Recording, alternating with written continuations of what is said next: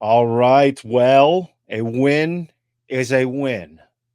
Does it matter if it came by way of initially ruled or most of what we thought was an own goal? Sure. But a win is a win is a win. They are all worth 3 points in the end. Doesn't matter if you lose 5-1 or you win, or if you lose 1-0. In the end, all the matches are worth the same. Thankfully for Roma, the fire, at least for the moment, has been dampered. We will get into everything that took place between Roma and Torino tonight. Before getting into all of that, of course, our patrons, thank you so much for your support. Patreon.com/RomaPress, at ISRomaPress for the video version. Like, subscribe. You know what to do by now. And thank you to everyone. We didn't make 500 episodes a big deal. And I Didn't we don't even lose? Didn't we Roma did lose. lose Yeah, on that that wasn't that night? the Yeah. Inter match. It's only fitting that 500, Of 501, course. 501, 502. It's only right. I mean, it would almost feel wrong if it came in a great moment, but truly, everybody, I mean, 500 of these, for there to even be enough people listening that we would need to put this many out Yeah. is a testament to everyone. And I can't thank you all enough. We don't take the time out to sort of just step back and have some levity on the situation, because generally it's shit that we are involved in Wow. with Roma. But Yeah. truly, Yeah. it does mean a lot. It's Sure. immense, and we can't thank you all enough. So truly, thank you to all of you out there. It truly does mean a lot to Andy and myself. 1-0. Mm-hmm. Roma, they beat Torino. Mm-hmm. I guess it's a win. It's a victory. It's 3 points. I think a If lot of we'll people must be upset tonight. I think a lot of people. They wanted it to be the day or the final evening of Urich, yeah? I think so. I think this score line is not entirely convincing on either end of the floor. Like Mm, it doesn't speak in favor of Urich, and it doesn't allow the people that would want to move on from him to be able to celebrate that, because we've been hearing all week long that it came down to tonight being the night where Urich's fate is of decided, course. after Roma took their time to reflect and perhaps look for a replacement within the last few days after that terrible night in Florence. And tonight you win, but like with Dynamo Kiev, it's hard fought, it's difficult, it's borderline unpleasant, but it's a win. Borderline. Oh, So so it's a win. So on the final, piece of paper, it says Roma have won, and this counts as 3 points in Juric's tally during his tenure at Roma. So far, the average points per game was, I think, 1.3, which was one of the yes. lowest ever. 1.34, I believe, And which is yeah, it's fantastic. that's not good. Tonight, that average goes up, obviously, but again, we are confronted with this feeling of uncertainty. And I think a lot of people that are upset tonight are upset because you don't know. You don't know what this win means in the long run. You don't know what it means. Part of me wants to, because I am a bit of a hypocrite when I roll my eyes when you have many of the supporters who go against what is the betterment of Roma, where they want a negative result just so they can get the manager out. I've never really understood that point of view, because if you are in a position to where the manager is being questioned, it will eventually happen sooner or later. So I don't understand why going against your interest and going against the interests of Roma, that is never a good look to me. Particularly, I complain about them too much, but the Romanisti 1.0 are the first ones to throw that out about going against what's better for Roma. But then they're also the ones hanging these banners outside of Trigoria. So I never really am able to understand this sort of mindset. But they win. They needed to win. I, we still hear this chatter, I suppose, of top four being feasible, and the maths are obviously still in their favor. Clearly, there is still a lot of time. But Andy, when you watch this tonight, it's 3 points, but their inability to to put the bread into the basket is it. This has gone beyond an exercise in patience. This is now an exercise in can you maintain your psychological balance Sure.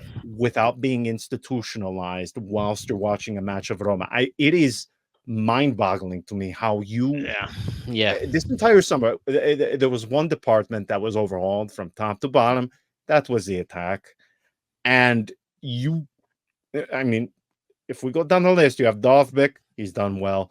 Sule, I don't even want to go down that path. Maybe we can save that for the winter break to Well, I mean, no, explore. but it's there is no point in singling out individuals because even Dovbik, Oh, who no, is no, the no. leading goal scorer, should have, if given the chances, should have maybe 5, 6 more goals. But because practically in 3 or 4 games he had no shot on goal, so that's what we're talking about. And tonight we're talking about a team that has to quickly adapt in a very difficult moment where you are called upon to deliver the goods without the likes of Dovbik and Pellegrini. You start Paulo Dybala as a false nine.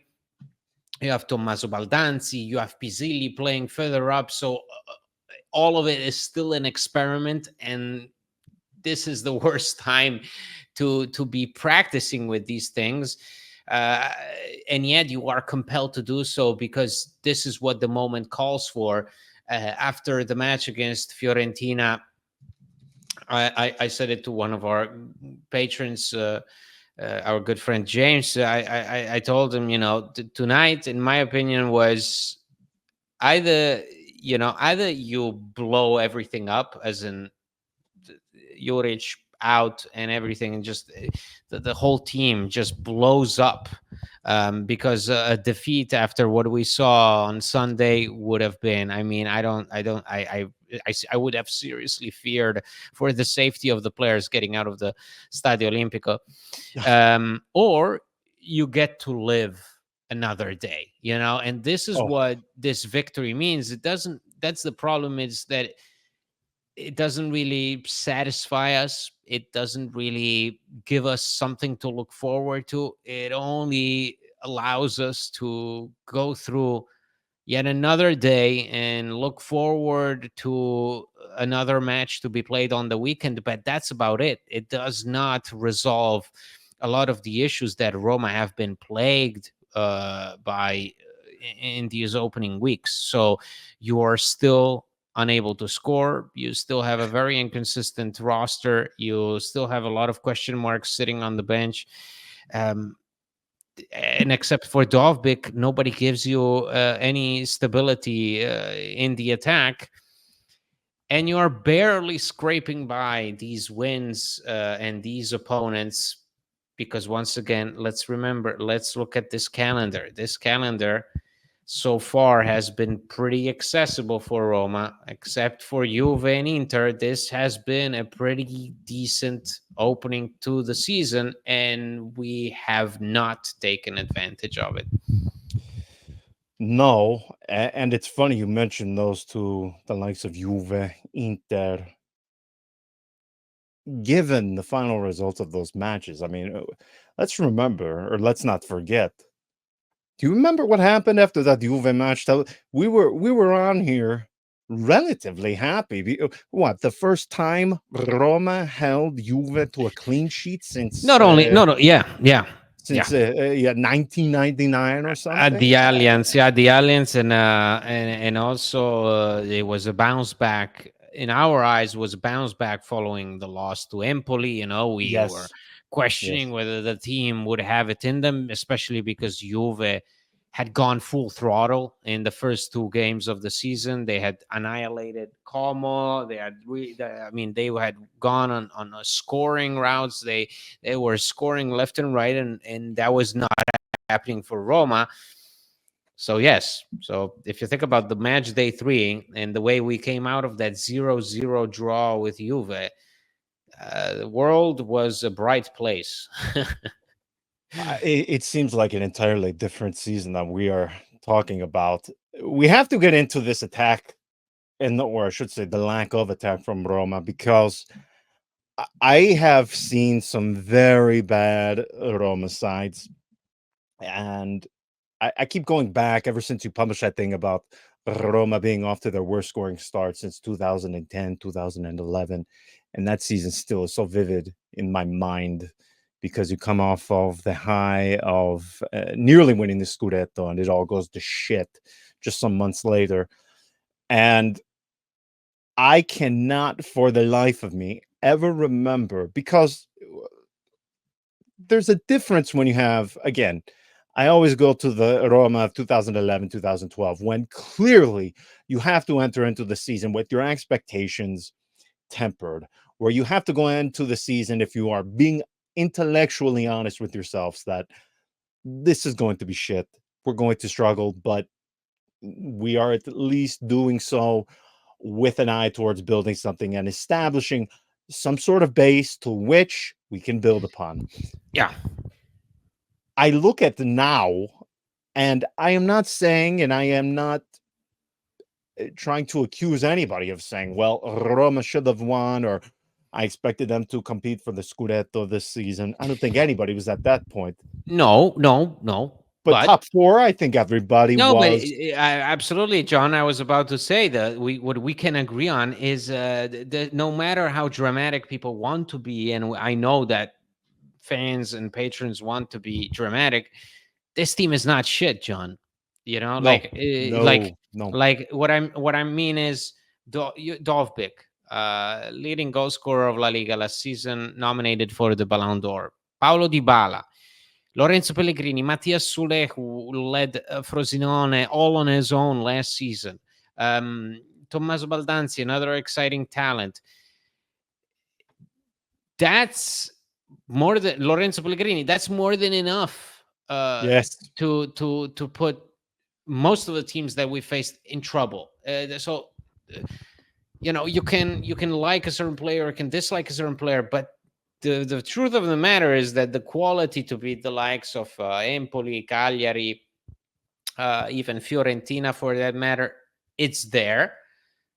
What we see consistently every week so far, it's that we are unable to put all of these things together. And the reason why someone like Mattias Sule is completely lost is because the team is lost. And even the more experienced players are having a hard time. I mean, look at Dybala's season. You know, tonight, Dybala has a wonderful game. And the fact that he scores is very important for his confidence, because Dybala was the big missing piece so far, which was worrying because going into, you know, his third season at Roma, you would expect him to take you by the hand, especially given what went on this summer with his potential of departure, his decision to stay. You'd expect him to be the leader for the team, and unfortunately, so far he's been far from it. He's been one of the players that have been, in my opinion, the most irritating to watch. Tonight he was very good, but the symptom, that lack of efficiency that we see in him, we see in Pellegrini, that just shows a major overarching problem that then obviously affects all the other pieces, such as Mattias Sule, the fact that someone like Pisilli, who is in his first season as a starter, who made his first start for Roma on match day 3 of this season, has to adapt to a new position, has to learn to play further up front, has to meet other tasks and fulfill other demands by a completely different coach than the one who gave him the start, which is Daniele De Rossi. And then Tommaso Baldanzi also, you know, being constantly asked to either play mezzala, to play trequartista, so all these things causes a team to really have trouble finding their footing. So the team is there. That's the thing, and that's what frustrates me the most. You have Mats Hummels on the bench. You have Matthias Sule on the bench. I mean, you know how many teams would have loved to have Matthias Sule on the bench this summer? Like, that's the you can't forget about that. People get hung up on, or immediately, even tonight before the match, like one of those articles that are meant to provoke came up when the lineup was announced, or before the lineup was announced, and it was clear that Manu Kone and Enzo Lefe would start. There was a headline that read, the midfield worth 50 million euros will start tonight, and just to sort of rub it in the fans' faces that, hey, if you're unhappy about how this team performs, make fun of that. Make fun of the fact that this team spent 50 million on two midfielders who are now having trouble settling in. Honestly, I thought that Manu Kone today did really well, and Yes. there are encouraging things. That's the thing, is that there are encouraging things, but there are very few and far in between. And so far, the team, it seems like every match is a chore. It seems like every match is a great big suffering, not only to us fans watching it on the couch, but to the players themselves that are out there trying to get a result. Because of that suffering, and in addition to there being very few things to rightfully applaud and be happy about, I just want to give an aside and dedicate at least some space of this episode to Svilar, man. How many? He had two pivotal saves tonight that I thought they not only kept the result, maintained the victory, but I can count, other than Alisson, I don't know if there has been anybody here capable of doing the things that he has. And by the way, he does these things so often that it goes overlooked because of all the other crap happening on the pitch. And by the way, I also want to give space to this because I don't know how many people saw this, but I can't imagine there's many people this tuned into. I mean, this is really scouring the depths of Italian football. But I watched an interview with Emiliano Viviano, the former goalkeeper of Fiorentina, Sampdoria. Where else did he play? It's been like he played some club recently in Turkey, and they were asking him. He was reacting to Juve weighing in on some of the recent results, and he commented on Mattia Parin, and he said that Parin is better than Svilar. He said he's better than Di Gregorio. There were a few other names in there as well. I think he said even Provedel, Carnesci. I mean, he went down this list of goalkeepers that clearly are better than Perin, but this is a guy in Viviano who anytime I can decimate him, I love to do it because he's one of those players that is a creation of the media where he is heralded as the next Gigi Buffon, half of a season as a starting top flight goalkeeper, and beyond that. Yeah, but when was that? That's a long time ago. I think he also said well, that. No, he also said that Dovbyk technically is far worse than Vlahovic. yes, Which yes. I would, if you were to mention any other striker, I would have probably agree with you. But after the kind of season that Vlahovic is having, after the kind of Euros that Vlahovic had with Serbia, please don't talk to me about technique and mentioning him as one of the better technical players in Serie. I couldn't agree more. He Viviano has one of those faces too, one of those faces only a mother can love, and you hear these takes from him, and you have to sit there like with a straight face and actually give credence to it because this guy played top flight football and was heralded at one point for maybe 3 to 5 months as the next big thing, much like Scuffet. We could go down the list. But when I saw that earlier this week, I think he gave the interview on Sunday or Monday, and I nearly died. Again, you would have in my place there would have been an urn of ashes because you Do can't. you realize? Did you realize that you went from talking about SVR's performance in this Torino game to talking about 5 minutes about Viviano, whom Yeah, I well, I think want pe there most ha this people clip has listening to to be this out. will The clip have has to no be out idea. there. I haven't Yeah, searched, but but somebody people has to have listen. clipped Yeah, it. but people listening to this will have no idea. Do you imagine a fan from Indonesia who just started watching Roma maybe a year ago, and you're talking to him about Viviano, whose last season in Sampdoria was what 2017? What are we Is talking that about what it here? was? I The think so. I think Oh so, my John. goodness. Okay, well, So I had to put it out there because okay, John. never before has some guy who's probably playing in Serie C right now have I ever grown so infuriated over an interview that he gave. But still, Svilar, man, in a team that is full of inconsistencies, to have him and Dovbik, I know you say blow it up, or there are a lot of people saying blow it up. I'm not saying that you are saying that, or how you had this discussion with one of the patrons earlier in the week. Um, No, but I wanted to clarify. It was just my feeling that tonight yeah, could go either way. Either it was a disaster following that performance against Fiorentina, or you went on to play another game during the weekend. yes. So that brings us to now, obviously, the situation with Urich. I couldn't agree with you more by labeling this essentially living another day, survive and advance, so to speak. I would like to paint a much rosier photo and make this picture a lot more beautiful than what it really was. But I don't know if you are having a similar feeling. It I think it really just delayed the inevitable. Is that how you feel about it? Because I just can't see what is going to be the path forward with him. Listen. It's well, first of all, I think with the Urich, we all know that it was always going to be until the end of the season. In the best Yeah. of scenarios, it was always going to be until the end of the season. So that's what I'm working with in my mind. Sure, it feels when you see this team struggle and really labor out any result is a huge undertaking for them.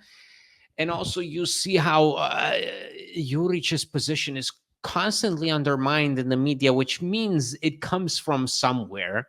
Yes. um, then you do have to start questioning whether there is anything in it for him, as in are we there? Are we fully on board with him or not? Like, that's what I want to understand. That's what I think everybody was eager to understand after the Fiorentina match was, what do Roma see? How do Roma respond to this situation? How do they read this situation? Because it all seemed like we could understand more or less where Roma were headed when De Rossi was here, and it felt like, okay, well, they signed to a 3-year contract, so we were basically certain that whatever struggle we might encounter, the plan is long term. Whereas in this situation, we don't know. Here, it's really day to day. It's come to that the results have been so dreadful that we live and survive. That's the thing. And I honestly pity Ivan Juric in this situation, I because thought you were going to say you pity Cesc Fabregas being asked about signing Francesco Totti. oh God, oh goodness. Well, yeah, there. That's. I just want to. Yeah, that's a good reminder. Um, anyone who believes that, 2024, I by the just way. want. I just want to say, anyone who believes that Francesco Totti would be able to return to the football pitch in Serie A, mind you, I'm just saying Serie A, not Serie D. Not. I'm saying Serie A in 2024. At the age of what, 48, you should get lobotomized. Please get an appointment at some mental asylum in Massachusetts or wherever they have these mental asylums. Didn't the Kennedys lobotomize one of their daughters? I think so. Oh man, Anyway, I once think you it open was. this door of conspiracies They did. They or did. They anything did. involving the They Kennedys, did. They did. They did. They lobotomized they one of did. their one of their daughters who was, I think, depressive, and they just sort of kept her in the dark for many, many years. So if you Yes. think that Francesco Totti is in shape to play this kind of football that you're playing in Serie A right now, with this tempo, this physicality, check in with the mental asylum. Then back to the Juric situation. Juric, in my opinion, is going to start losing so much hair in the next few days, Yeah. because I think even a hardened veteran like him, this is pretty difficult. Like, this is back to the wall kind of stuff. He was so open about the fact that they had a full-on fight with the players and the management after this Fiorentina thing. He just went out in the open and said we had terrible words, we exchanged terrible words. To me, that was a big shock. In a world where you usually in sport you have coaches, players, directors doing all they can to be diplomatic. It's kind of like the thing with the agent of Dovbik, where he just comes out and says it flatly. Because we saw all of those stories about Gianluca Mancini after the disaster at Fiorentina, and there are some people who say, "Well, you can't believe all of that," and I understand the skepticism when it comes to many of the newspapers and the websites when it comes to Roma, because if they were writing something, exclusively to them, there are often agendas, there's factions, who is aligned with who, and I can understand some being hesitant to believe it. But man, I have to say, to have a guy come out here and just say, "Oh yeah, there was a row, we said some pretty ugly things to one another." In a way, I respect it. Yet in another way, I am terrified. Terrified. This is, again, as we record this, we sit here in October. Oof. I even though they won today, man, this really feels like the inevitable being delayed, because what's next? Trip to Veneto against a team that Roma always, always, without question, no matter the situation, they always struggle against Verona, particularly when they are playing in that cesspool known as Veneto. I have to tell you, the end, it's like that Simpsons GIF. The end is near with the person with the belt. That's what I feel like, because this is. I'm not expecting much after tonight. I mean, if Roma had gone out tonight and did what Fiorentina did to them, or what Lazio did to Como, win 5-1, I would feel so much better, because sometimes it does matter the fashion in which you win, or the fashion in which you attain or even a draw. If it's a draw against a big team in that very last moment, what that can do to propel you in the next matches, I think has a very big impact. Going to Veneto, playing against a Verona side that uh, unimpressive, but even if they were impressive, or even if they were bottom of the table, the very worst team I've ever seen, Roma always struggle against them.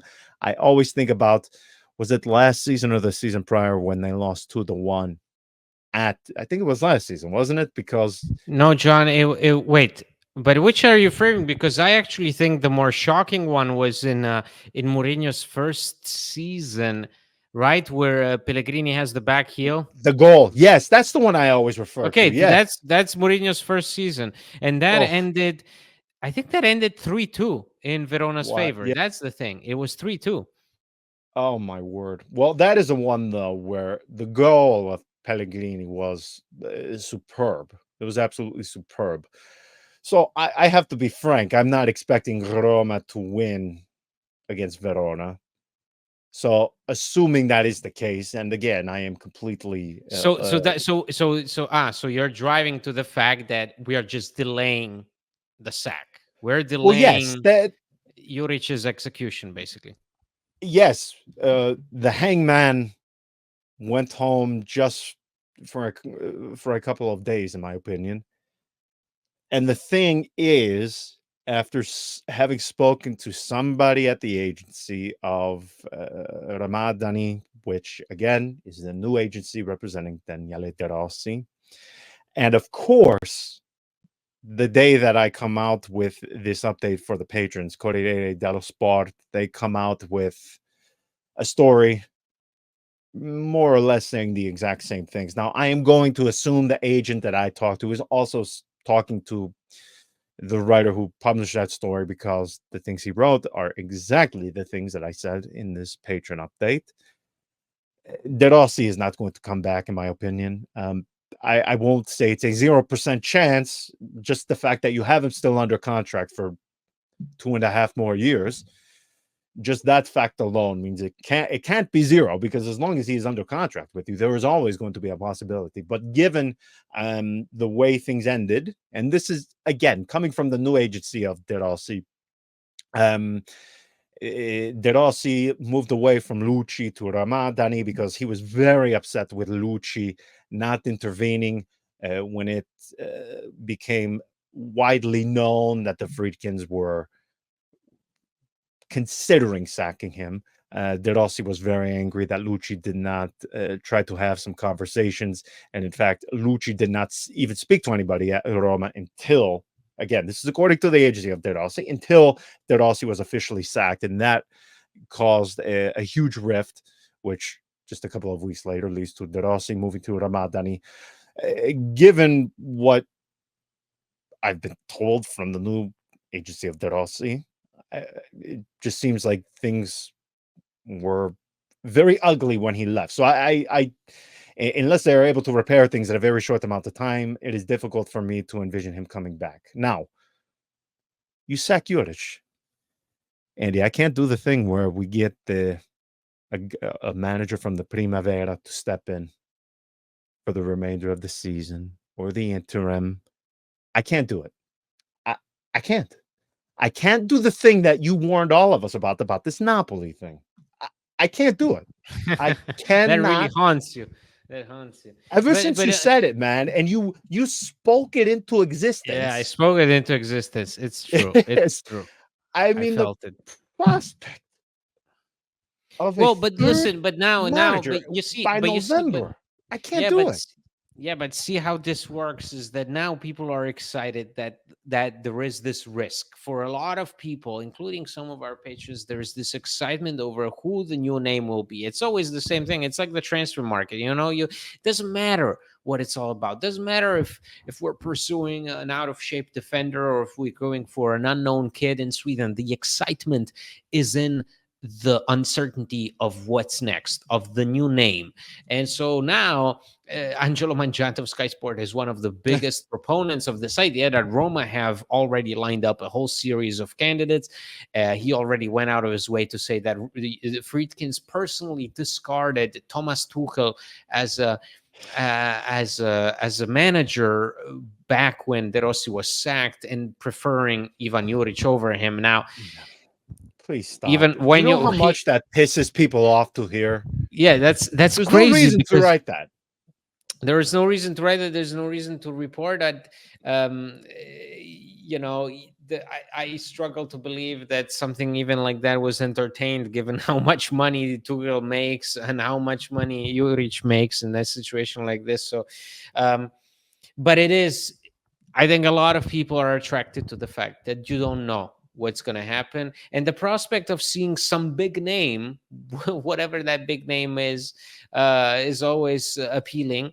The thing is that there is no guarantee that whoever may end up replacing Juric in a scenario involving his sacking would be considered a big name by our fans. So that would fuel more discontent. So really, we are in a situation where we just have to survive day by day and see how it goes. That's all we can do, really. I mean, we've tried the other way. We've tried to project ourselves into the future with De Rossi. That didn't work, not at all. So scrap that, and instead, right now, we are surviving day by day, week by week, um, at least until the end of the season, hopefully. Oh my And mind you, gosh. it's Halloween. So this means that the season has been in Yeah. effect only 2 months. Like we are talking as if we've just been through Vietnam, but we are 2 months into this new season. Oh yes. I don't. I mean, just the prospect of 3 managers before the holiday is madness. This is madness. I was trying to work in a 300 quote there, but I'm far too tired now. I can't do it. I was going to go full Gerard Butler, but I can't conjure the necessary uh No, enthusiasm to. keep it for Hellas Verona because that will be madness. Okay. Yikes. Well, we will leave it there. Back after Verona, the terrifying prospect of Verona. We will chat again in a few days, everyone. Until next time. Ciao.